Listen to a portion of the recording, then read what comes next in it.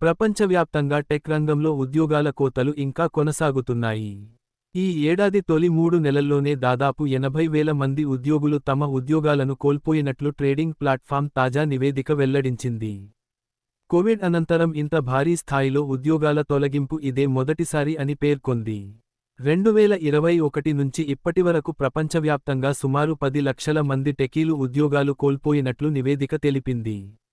ముఖ్యంగా ఏఐ ఆధారిత పునర్వ్యవస్థీకరణ, ఆటోమేషన్కు ప్రాధాన్యం, మౌలిక వసతులు మరియు సామర్థ్య పెంపుపై కంపెనీలు భారీగా పెట్టుబడులు పెట్టడం వల్ల ఉద్యోగాల కోతలు పెరిగినట్లు వివరించింది. అత్యధికంగా cloud computing, software service sauce రంగాల్లో ఉద్యోగాల తొలగింపులు నమోదయ్యాయి. ప్రపంచవ్యాప్తంగా జరిగిన మొత్తం ఉద్యోగాల కోతల్లో 77% అమెరికాలోనే చోటు చేసుకున్నాయి. భారత్లో కూడా దాదాపు 2,000 మంది ఉద్యోగాలు కోల్పోయారు. కంపెనీల వారీగా చూస్తే అరాకల్ సంస్థలో 26,000 మంది, అమౌన్లో 16,000 మంది, మేతలో 2,400 మందిని ఉద్యోగాల నుంచి తొలగించారు.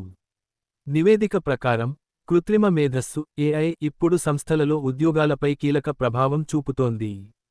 అయితే ప్రస్తుతం జరుగుతున్న తొలగింపుల్లో చాలా వరకు ఆటోమేషన్ వల్ల కాకుండా, ముందస్తు ఖర్చు నియంత్రణ చర్యల భాగంగా తీసుకుంటున్న నిర్ణయాలే అని విశ్లేషించింది. ఏఐ కేవలం భవిష్యత్తు పెట్టుబడి మాత్రమే కాదు, కంపెనీల పునర్వ్యవస్థీకరణకు, ఉద్యోగ విధానాలకు కూడా ప్రధాన ఆధారంగా మారుతోంది అని నివేదిక పేర్కొంది.